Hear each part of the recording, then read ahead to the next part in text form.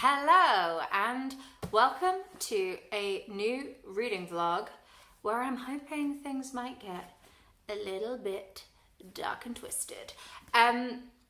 If you are new here, hello, my name is Hannah and we are going to be reading some books that I'm hoping are going to give me a little bit of the ick in a good way. The idea for this vlog started a while ago in my WhatsApp group with my book club. We were making fun of my good friend Kenna because they read the most unhinged, awful, terrible books. Terrible in a kind of thematically terrible, not like terrible books. And I thought, I wonder how many unhinged books are sitting on my shelf unread. And I took it to Instagram and I asked people what the most fucked up book you'd ever read was. And I got like loads of different responses, far too many books for me to read in one vlog without boring the tits off you. But if this goes down well and I enjoy it and you enjoy it, I'm hoping this will become like a little bit of a series, working through some of those suggestions. But I did have a few on my shelves, or that I've been able to scrounge. And that's what I'm going to be reading in this vlog. So the first one I'm going to be reading, maybe not the first one I'll literally be reading, but the first one I'll tell you about now, is the Doloriad by Missouri Williams. This wasn't a book that was suggested, but this is a book that Kenna lent me a while ago and I've not got to it yet. And it was the book that I had in mind for this kind of unhinged, fucked up theme from the start. It's a dystopian, and what I can tell from the back is that there is definitely at least incest in here. And I think anything that starts with incest is probably gonna end up being pretty unhinged. So I won't read the blurb out for you because I'll be chatting to you about it. I know a couple of people who've read this now, and I don't think anyone has said like it's a firm favourite and that it gets a little bit like a bit pretentious.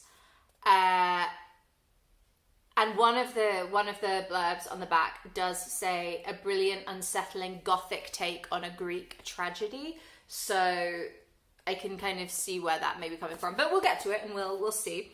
The next one is this a short story collection? I think it is.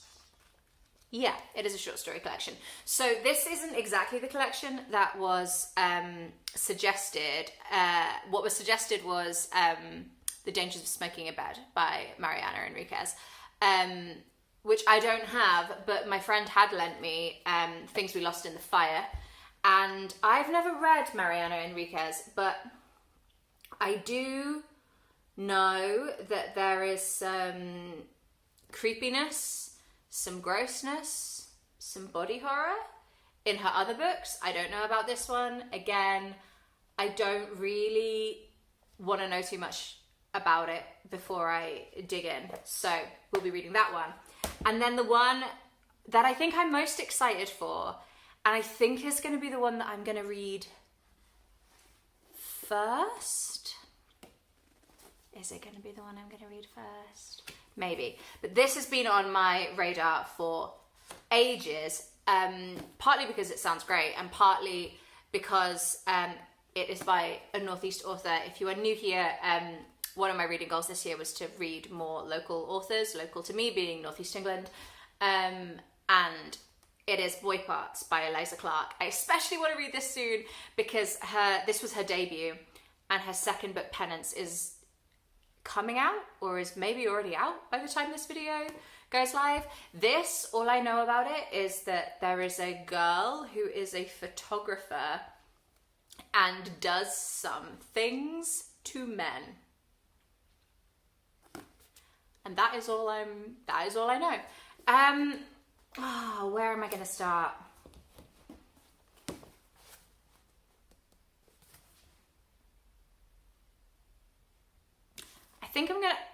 I'm going to start with boy parts. It's the one I'm most excited to read. Yeah, we're going to begin with this. So I'm going to start reading this tonight. But before that, I am going to have some dinner because I'm hungry. And I am going to Glamour of Glamour clean my makeup brushes using a new technique that someone on YouTube told me about. So we'll see if that works. And yeah, I will catch you in a bit. Bye. Hey. So, allegedly, it is, get my measuring spoon, hot water, a tablespoon of washing up liquid,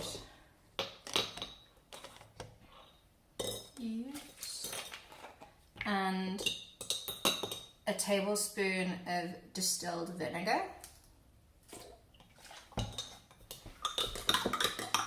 And apparently, I can just oil my brushes in here and there will be no rinsing under a tap forever. So, I think maybe will you all go in there? Okay. So, apparently they're going to come out of this super clean. There's a reason I don't have a beauty channel on YouTube. I don't know fuck all about this shit. Line 1. We got vomit already. I'm sick in my mouth on the bus into work. This is going to be a bit of me. Hi.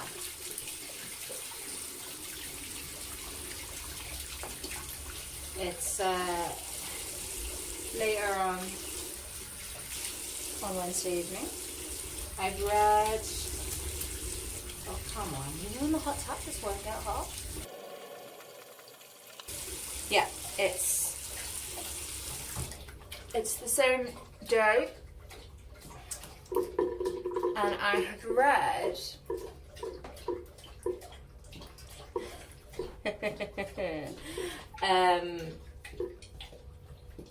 yeah, I've read about 60 pages, about a fifth of the book. I'm really liking it so far. It's very compelling, and yeah, so we're following Irene, who is a photographer, but she's also like working in a bar and stuff in Newcastle. And it opens and she's on her way into her bar job and she's really hungover. And there's these like bullshit rich men being bullshit rich men. And then this woman comes into the bar and accuses her of taking pictures of her son, who is underage. And that's the kind of first thing we find out about her photography. So she takes these sorts of erotic, kind of fetish photographs of men.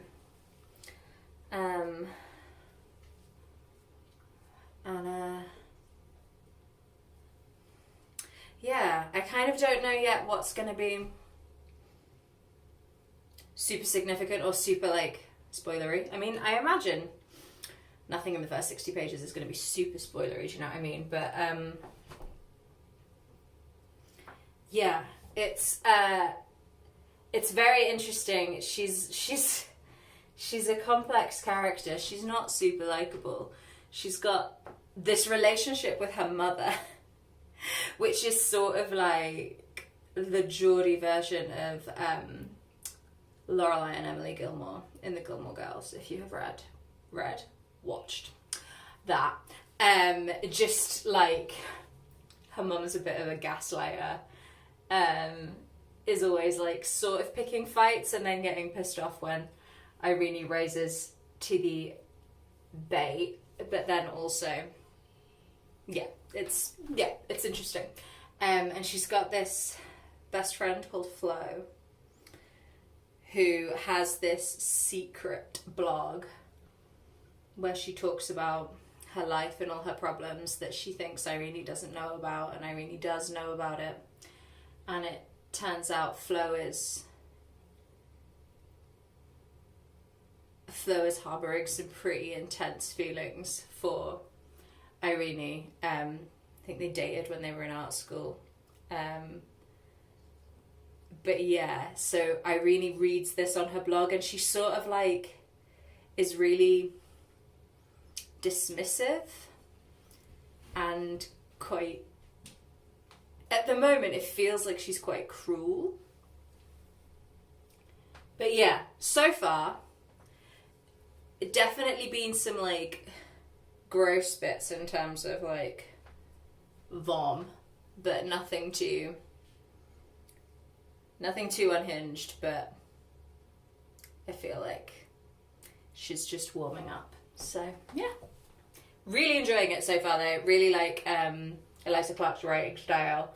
I love reading books when you get all of the like references.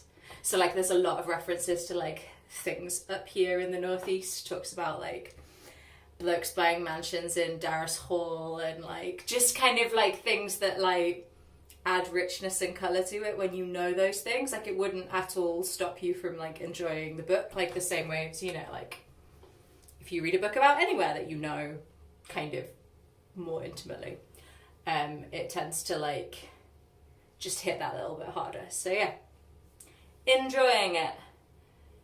And also, because I know you're fascinated, makeup brushes came out great.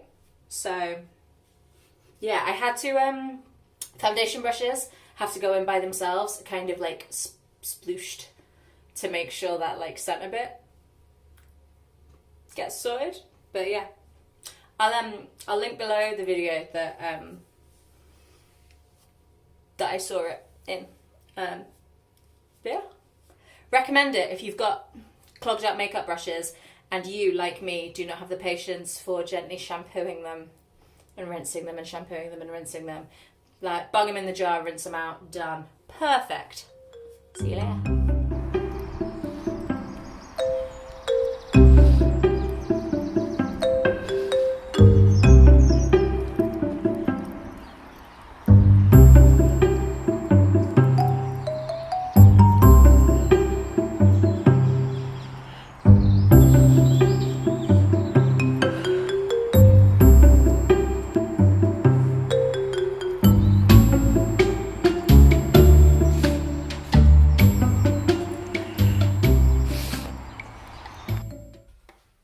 Hi, it is lunchtime on whatever the next day is in the week, Thursday.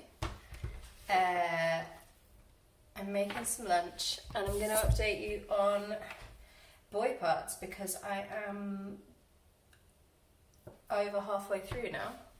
Well, I'm not quite. Yeah, so I'm like over halfway through and yeah,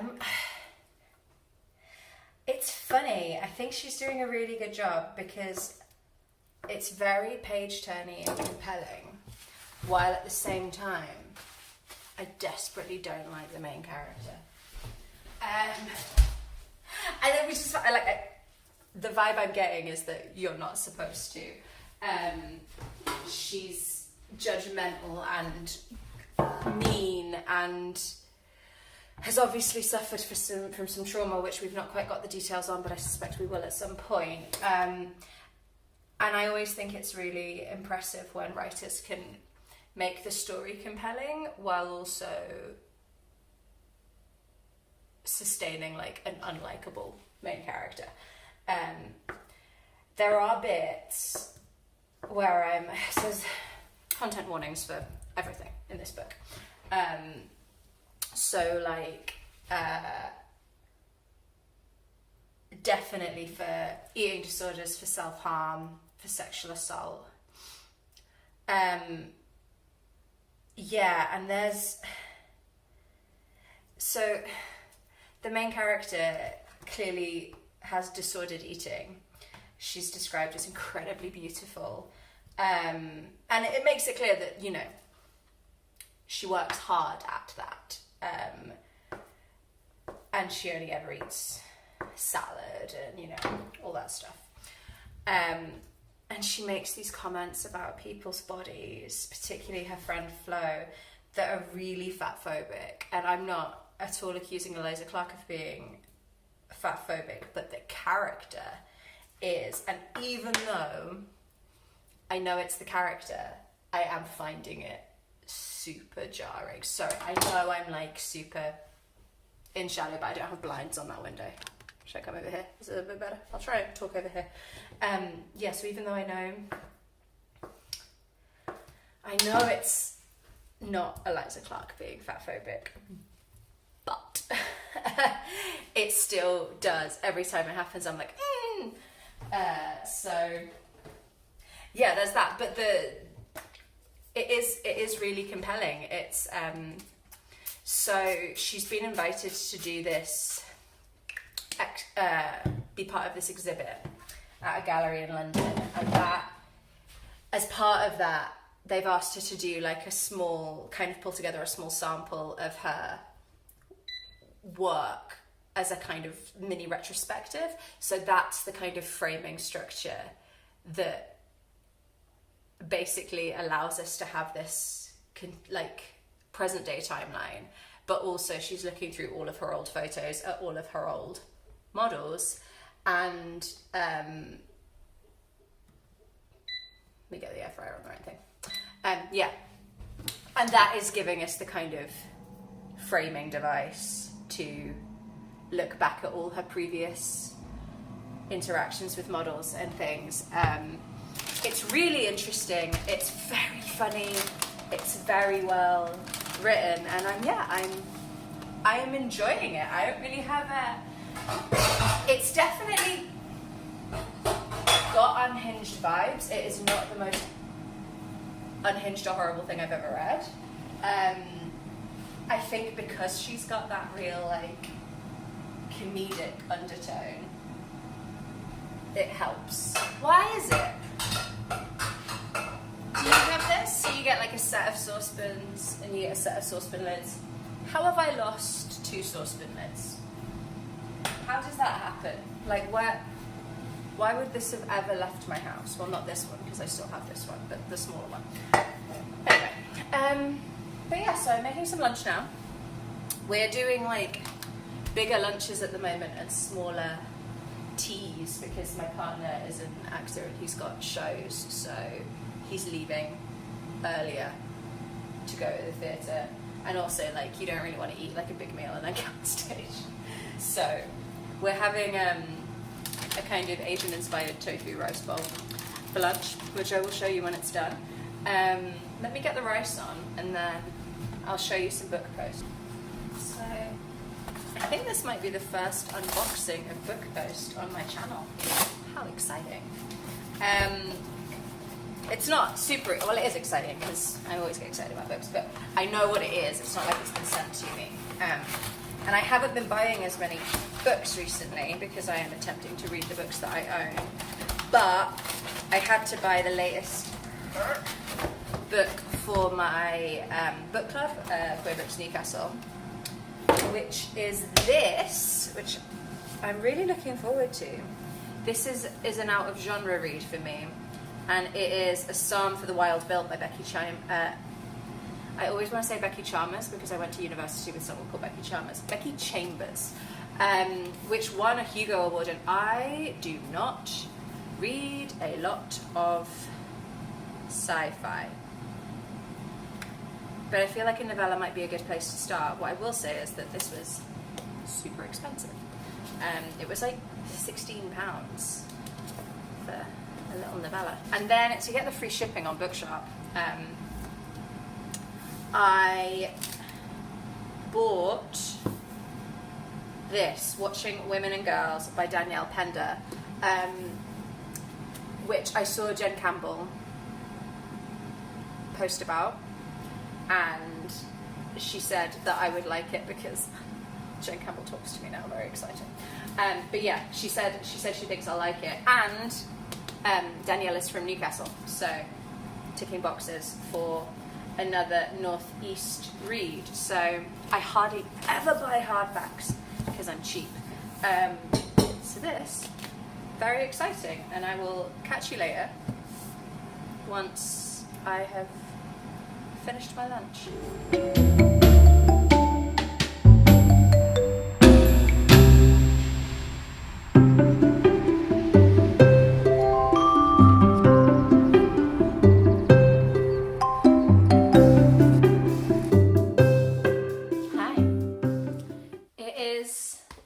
Saturday afternoon, and I'm coming to you with updates on my reading for once, not what I'm eating or where I'm going. So this morning I finished reading Boy Parts by Eliza Clark, and I'm so glad I did, because this was becoming a mashed potato book for me. If you're not familiar with the concept of a mashed potato book, can I recommend Books Unbound podcast? But essentially, a mashed potato book is a book that you allow to languish on your shelf because you think you're going to really like it, and you kind of want to save it for a time when you really want to read a book that you're going to like. And this was in danger of becoming a mashed potato book for me. So I'm glad that this vlog has prompted me to pick it up, because I thought it was great. I thought it was really, really good. As I'd said in previous clips, there were, like, the main character is unhinged and not pleasant. And she's not supposed to be. Because really part of what I feel like Eliza Clark is exploring in this book is this idea that women are never perceived as threatening, particularly women who look a certain way, really beautiful women.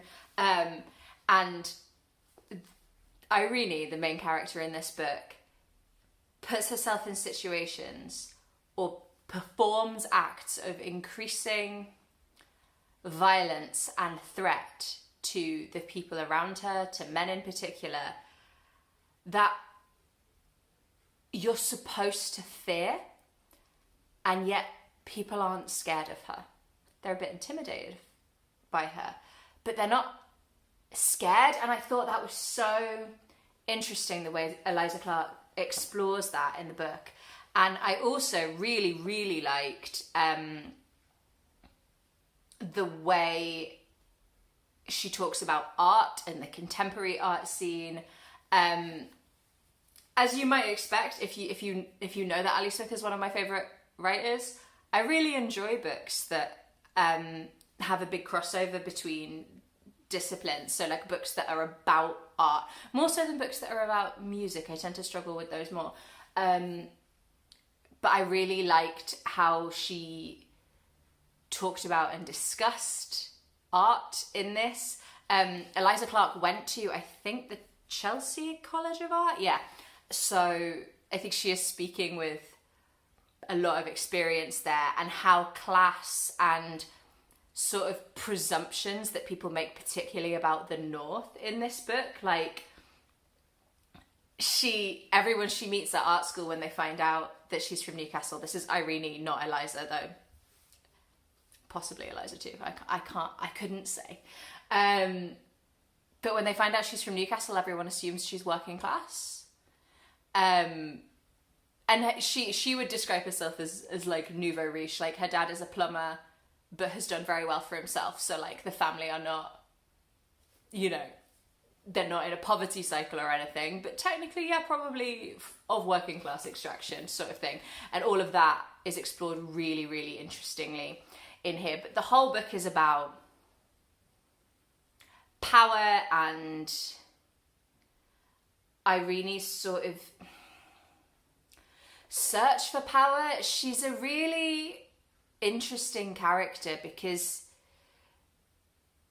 she seems so unable to connect with people, but she's incredibly good at masking and playing the right role that people want her to play, but also because she doesn't really care what people think of her, she's happy to not do that in moments. But yeah, there's her relationship with her best friend, Flo, was really interesting because they dated when they were in art school, and Flo is like in love with her. She's got a boyfriend now, Flo does, but she's in love with this woman. And Irene is so uncaring about how much pain Flo is in because of that, and she sort of sees vulnerability as you know, something that you can train yourself out of, and so Flo is choosing to be vulnerable and choosing to be hurt by her in a kind of like victim blamey way. But the pacing in this and the reveals about the plot and the way her behavior escalates and the way things are revealed, I just thought was so well done, because it was just compelling. I don't often just read one book. I've often got like multiple books on the go, because my brain quite likes to like flip between things. And I found that I just wanted to read this. And I wasn't really that bothered in picking, like I didn't feel the need to pick anything else up. So this was a resounding success. In terms of being fucked up, which was the kind of genre, there were definitely moments, something with a wine bottle, something with a nipple, some stuff with eyes, where I was a bit, but like nothing happened where I had to like shut the book and walk away. And it's at the end of horror that I am like most interested in. It's very psychological and sort of character-led stuff. So this I really recommend. And I have also started earlier today Things We Lost in the Fire by Mariana Enriquez, which is translated from the Spanish, I don't know if I said this earlier in the introduction, by Megan McDowell, I think? Yeah, by Megan McDowell. So this is a short story collection by Mariana Enriquez, who is an Argentinian author. And all the stories are kind of set in and around Buenos Aires. And I'm going to preface this by saying, I don't massively get on with short story collections. What I often find in short story collections is either that they all bleed into one,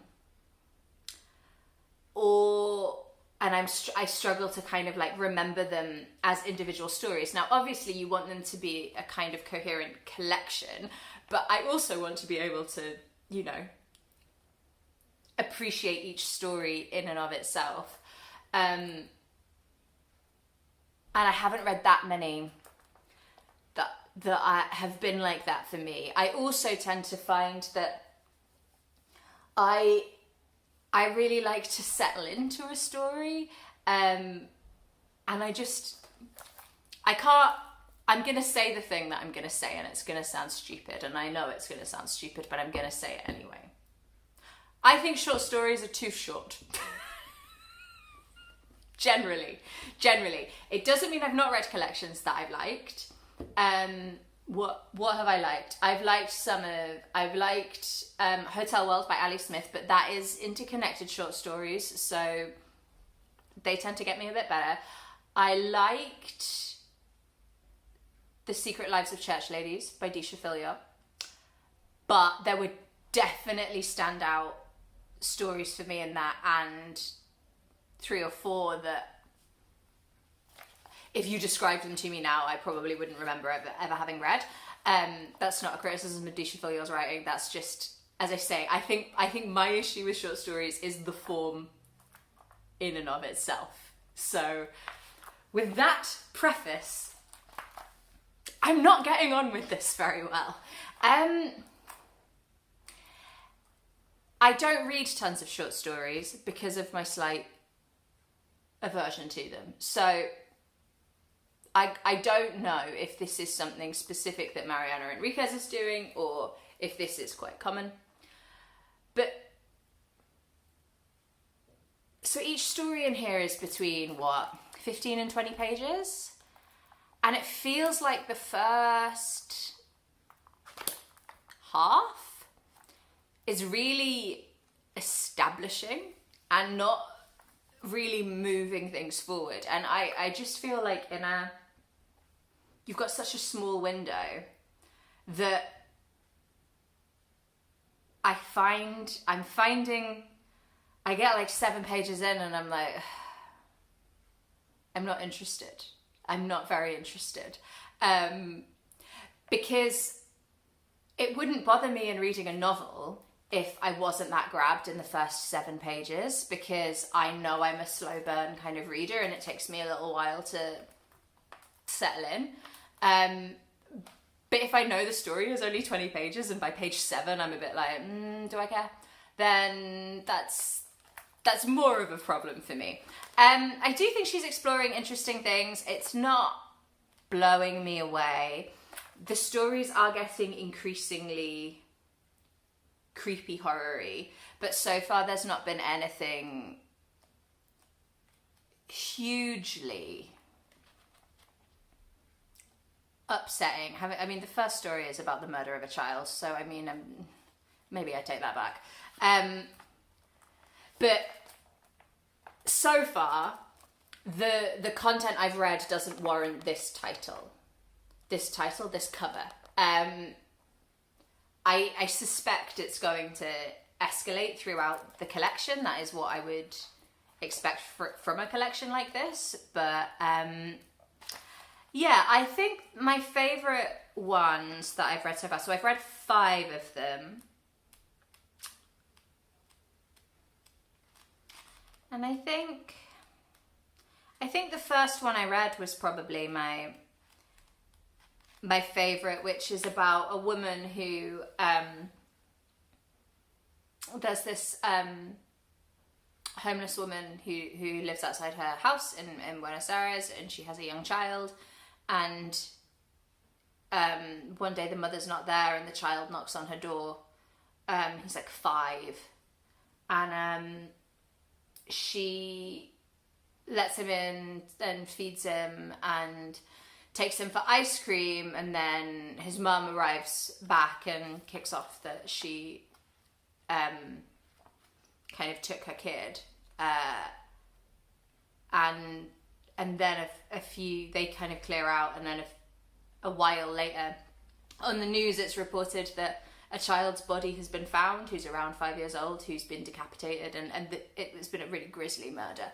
And the woman thinks that it's this child, and so that's the kind of the thrust of the story. I did enjoy that one about the kind of there was a lot in there about how we as humans make everything about ourselves, and sometimes it takes something horrific to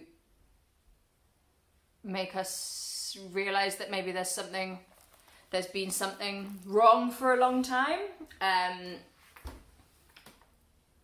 but that even with that realization, sometimes we still can't help making it about ourselves. But yeah, so I'm not disliking them, but there's not much that's sticking. I will continue to read them, but I I also find with short story collections that I have to space them out. So I read like 2 this morning, and then I read 1 at lunch, and I've just read another 2. So I may not read any more of this today, and I may pick up the Doloriad this evening instead of going back to this, because I think that's also sometimes I don't do short story collections much justice if I don't space out the reading, because that just, if my brain is already going to mash them together and struggle to distinguish them, it doesn't help if I try and like read them all in one sitting. So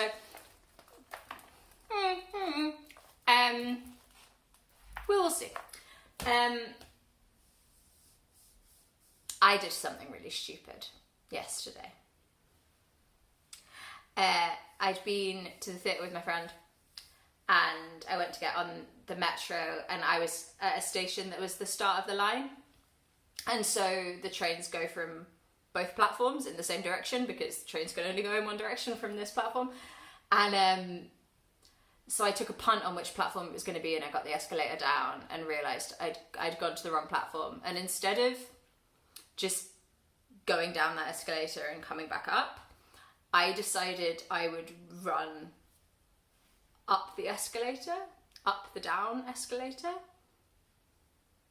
which is not something I'm really physically capable of doing. I did make it to the top, but not without falling really, really hard on my knees, right on the edge of the like step of the escalator. So I'm going to be inserting some footage here. It's not horrendous. There's no gore or blood, but there's some scabby knees and a big bruise, which if you're not up for seeing, skip ahead like 15 seconds and I'll catch you later.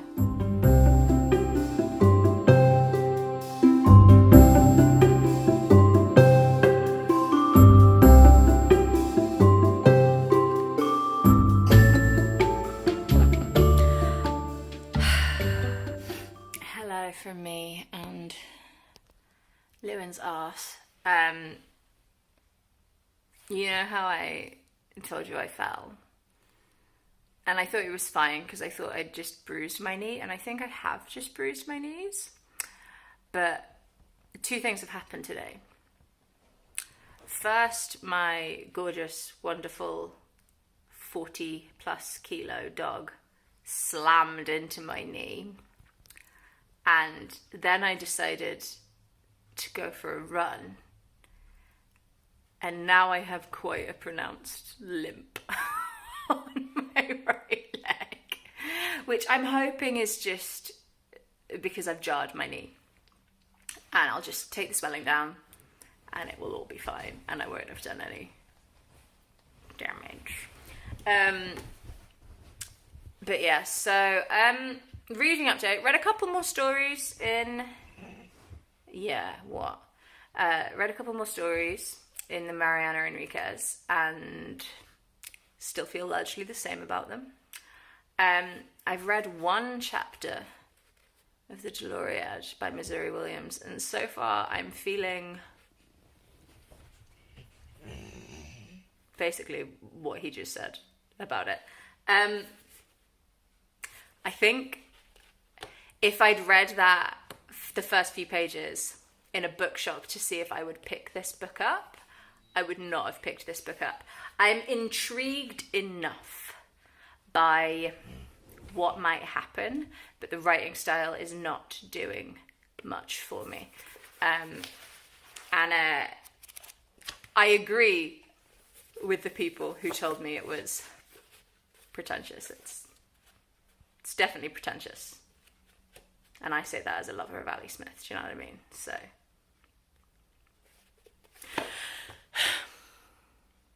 I'm going to ice my knee, read some more of this, and then I may take you into my kitchen later to make some chorizo.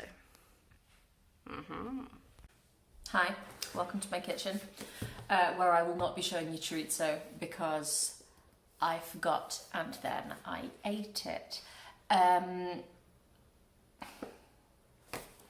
I've been on a journey with this book so far. I don't know how to talk about this book. I'm going to start with what we know from the blurb. Now, I know some people don't read blurbs, but I'm glad in a way that I did know the blurb of this book, because I think... We'll get to what I think. The blurb. So, in the wake of a mysterious environmental cataclysm that has wiped out the rest of humankind, a family descended from their incest cling to existence on the edges of a deserted city. The matriarch, ruling with fear and force, dreams of starting humanity over again, though her children are not so certain. Together the family scavenges supplies and attempts to cultivate the poisoned earth. When the matriarch dreams of another group of survivors, she sends away her daughter Dolores as a marriage offering. But her reappearance triggers the breakdown of the matriarch's fragile order, and the control she wields over their sprawling family begins to weaken. So, in the last clip, very quick one that I did, where I said it wasn't really getting on with the writing style. In chapter 1, the first part of that happens. So it opens, Dolores is in a wheelbarrow, and she's being trundled out by the uncle to go and be left somewhere on the other side of the city for this group of people that the matriarch has dreamt up. But she returns, which is quite the feat, given that Dolores, along with some of her other siblings, suffers from some pretty significant challenges as a result of being the child of incest. She doesn't have... her legs stop above the knee. And there are a couple of other characters who also have kind of limb differences, kind of congenital limb differences. But Dolores seems to be the character who is the most developmentally delayed of all of the characters. We don't know how many there are there, and I keep getting confused about who's who, because there are generations within this family. But Dolores is described as the daughter of the matriarch, but we know that some of the elder siblings have also had relations with their siblings so there's kind of second generation incest. But for some reason, Dolores's sort of the impact of that on her physically and cognitively seems to be far more than the kids who are second generation. But it's not important. I mean, it might be important. It's probably important, and it's bugging me a bit. But so the first chapter, I found it quite boring. Which, it's 9 o'clock on a Tuesday night, let's just be blunt. I found it quite boring. So the first sort of 40 pages were kind of following random characters in the family around, but I didn't really see any meaningful interactions between the characters, so they were all kind of blurring together, and it just felt very like I was interested in the concept, but not at all interested in anything that was actually happening on the page. And then in the second chapter, things started to pick up. I think because we had more interaction between the characters, so you could kind of start to get a feel for the hierarchy. There is this weird schoolmaster who is another character who has significant limb differences, and just the way these characters are treated, I know it's appalling on purpose, but that still doesn't make it nice to read. So it picked up for me. It felt like more things were happening. Now, I do not mind. If you've been on my channel for kind of any amount of time, you'll know I don't mind a slow book. I like me a slow burn. But slow in a kind of like attentive, attention to detail way. Whereas like this is slow in a way that makes me feel like Missouri Williams just doesn't want to tell me the story for the sake of eking out my curiosity, and I resent it. So there's that, and it's personal taste because I'm not really gelling with her writing, but that's okay. And it was getting better, but there's just been a scene with poor Dolores, like, people talk about her like she is an animal. She's incredibly developmentally delayed. I don't know if she can speak. I'm trying to remember if we've heard her speak. But what we know about her is really what her siblings, we see snatches of kind of what her siblings think about her. And basically, at best, they pity and tolerate her, and at worst, they outright revile her, and she is abused by her siblings, physically, and it's just horrible to read. And then there was this scene just now where she's just treated so abominably, and it's feeling really, really icky, which I brought on myself because that is sort of what I'm going for with this vlog, right? But this is like, there's so much ableism and so much fat phobia as well that I'm finding it really not nice to read. But I am curious because I feel like if you're going to do that and you're going to make me read that as a reader, you better have a point. And your point better not be, aren't people terrible in a dystopian post-apocalyptic environment, because that is well-trodden ground and we don't need to be told that, do we? Yeah. So, I'm going to leave it there for now. I will carry on reading it. Like I said,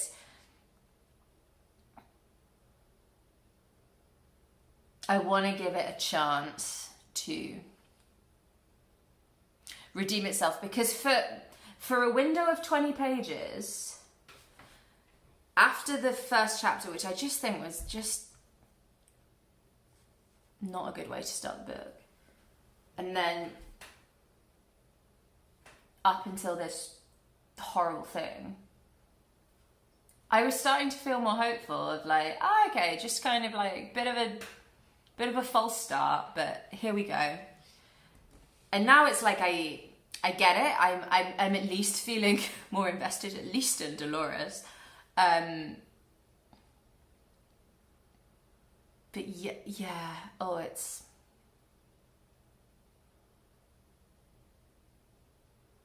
better have a point, because it's not pleasant.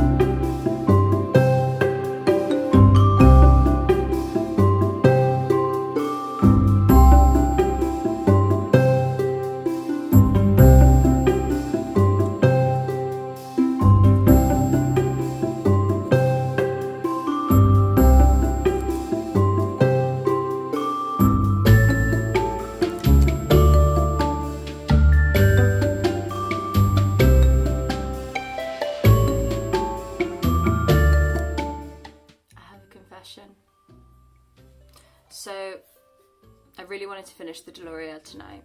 I don't think I'm going to, because it's not a long book, but it's so dense. And I am a spine cracker. And I've just opened the next chapter.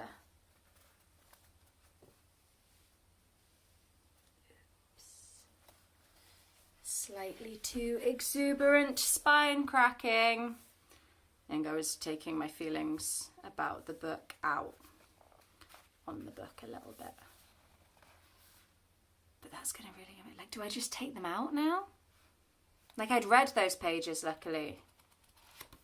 But I might just have to take them out. Oops. Hi, darling. You're a bit in the way there, sweetheart.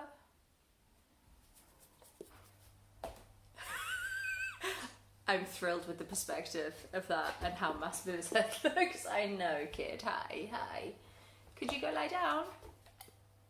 Could you go lie down? Good boy. He's just had his dinner, so that lick was very tripe scented. So since I last spoke to you, I've now finished all 3 of the books that I said I would read in this vlog. Okay, let's chat. So I finished the first book I finished since I last spoke to you, was the Mariana Enriquez short story collection, Things We Lost in the Fire. And on the whole, I thought this was good, fine. Like I'd said before, it might be a form thing with me. Maybe I'm just not a great short story fan, but I found myself like interested in these stories, but not really, I don't know, feeling super connected to them, or that like I really understood what they were about or kind of why they'd been written. There was a kind of sense going through them of sort of looking at these liminal kind of spaces and characters that were on the edge of 2 groups or 2 spaces, and looking at kind of class particularly through that kind of prism. And I got it. It was good. I just think that the stories unfortunately left me like a little cold. Although I will say that probably the final 3 stories in the collection were actually my favourite. But I think if I hadn't been reading this for a vlog, I might not have continued reading after the first few stories. And that's a real shame, because actually I did quite like the ones that were towards the end. And I don't really have a huge, I feel like Mariana Enriquez was probably saying a lot in this about Argentina, and I feel like there was a lot of social commentary that I just wasn't quite accessing, and that's probably partly to do with my lack of prior knowledge and understanding as a reader, but also a little bit, you know, I do think that the reader can't do all the work in terms of inferring some stuff, and so yeah, I liked it. I won't be rushing out to read any more of Mariana Enriquez's work. I know her novel, she's got a novel that is currently out in hardback that was that nominated for the International Booker this year? I can't remember. But I wonder if maybe reading her in a longer format might help, because, you know, it is just possible that I don't really like short stories. And in terms of the Unhinged, I think it definitely did ramp up through the stories, as I suspected that it might. And I think that's almost why I enjoyed some of the later stories more, because some of the earlier ones I just sort of, they felt quite insubstantial in some ways, or at least I felt like I wasn't accessing the substance of the story. And so almost in a way, sometimes with the more extreme violence or grossness or kind of aspects like that, I almost felt like there was more for me to sink my teeth into. But also possibly maybe I'm just a slightly unhinged person. Always a possibility. So this was fine. The Doloriad.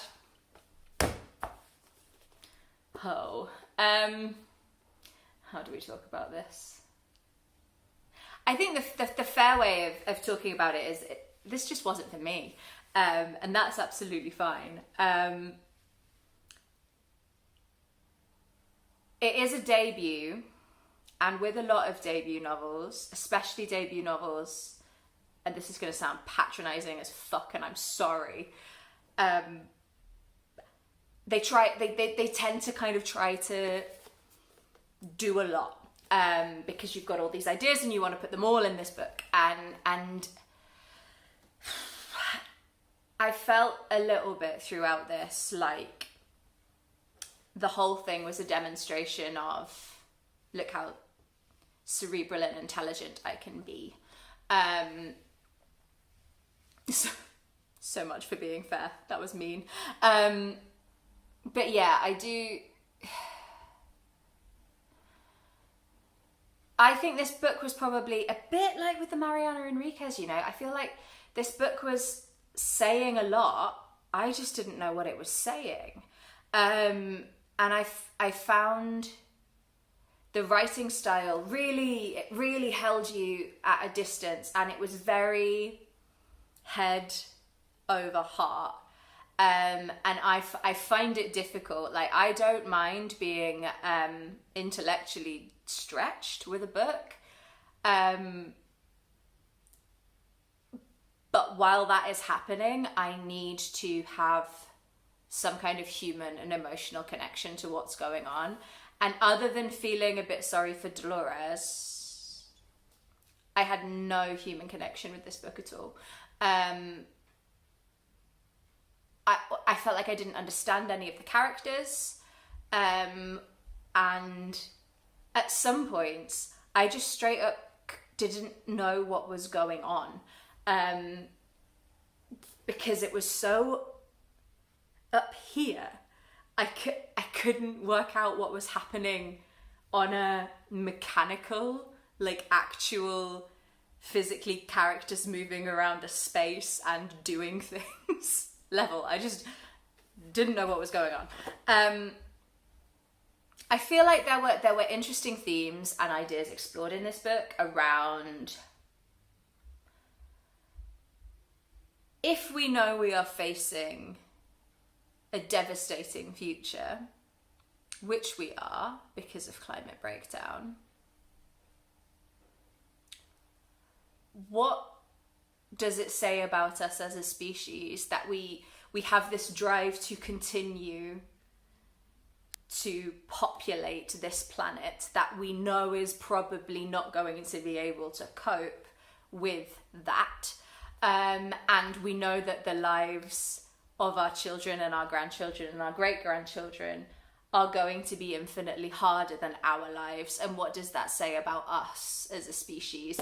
And it really does kind of bring the human down to the animal in lots of ways. And I think there's interesting ideas in there that I can engage with, kind of, like I said, on an intellectual level. But the use of disability in this, I really didn't like.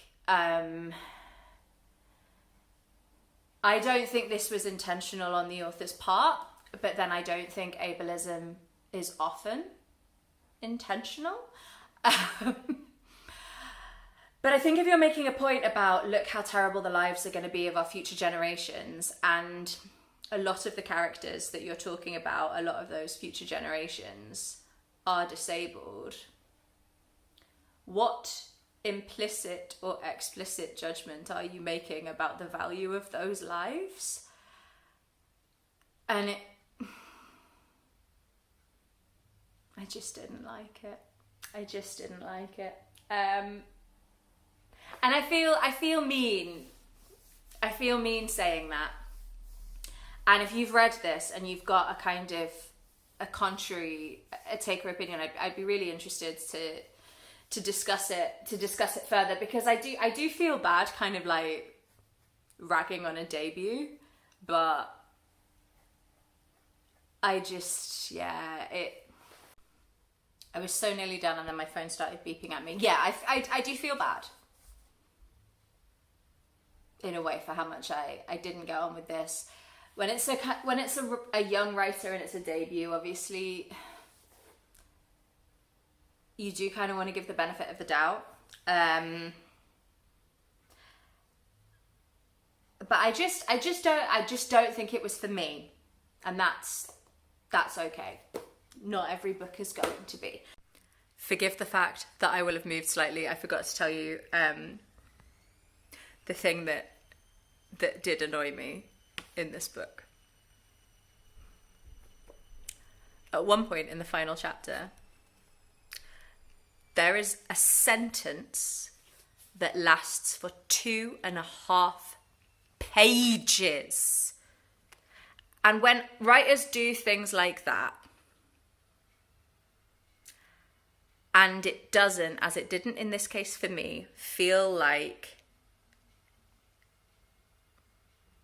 it was in any way serving the story. It felt like, I'm just going to put a really, really, really, really obnoxiously long sentence in here and fuck it. Because it was a kind of stream of conscious style for that sentence, but lots of the parts of the book had that style, and I don't really, like, it just, yeah. I just had to mention that as well. 2.5 page long sentence. Just don't do that. Just don't do that. So here ends this vlog. We have read these 3 books, very much starting strong with Boy Parts by Eliza Clark and ending not so strong with Doloriad and Mariana Enriquez, living somewhere between those 2 poles. Eliza Clark I will 100% be reading again. Mariana Enriquez, maybe. Missouri Williams, I think probably not a writer that's for me, but that is fine. So yeah, I have enjoyed, despite not enjoying the books on the whole, I've enjoyed this theme of vlog, and I did get lots of responses from people when I asked on Instagram for recommendations to fit this theme, and I just picked the books that I happen to have on my shelf. But I am interested in doing this again, and maybe this being like a theme that I return to. So please do let me know in the comments down below if you have any unhinged book recommendations for me. Things that you've read that, you know, you just think, what the fuck? Because to be fair, at one point or another in all 3 of these books, I very much thought, what the fuck? But with slightly different subtext every time. But yeah, let me know what your recommendations are. Let me know if you have read these, if you are interested in reading any of these. And yeah, I hope you're reading good things and having a lovely time. And if you are still here at the end of this video and you're new here, please do like and subscribe. It would be lovely to have you around. And I will be seeing you soon. Bye.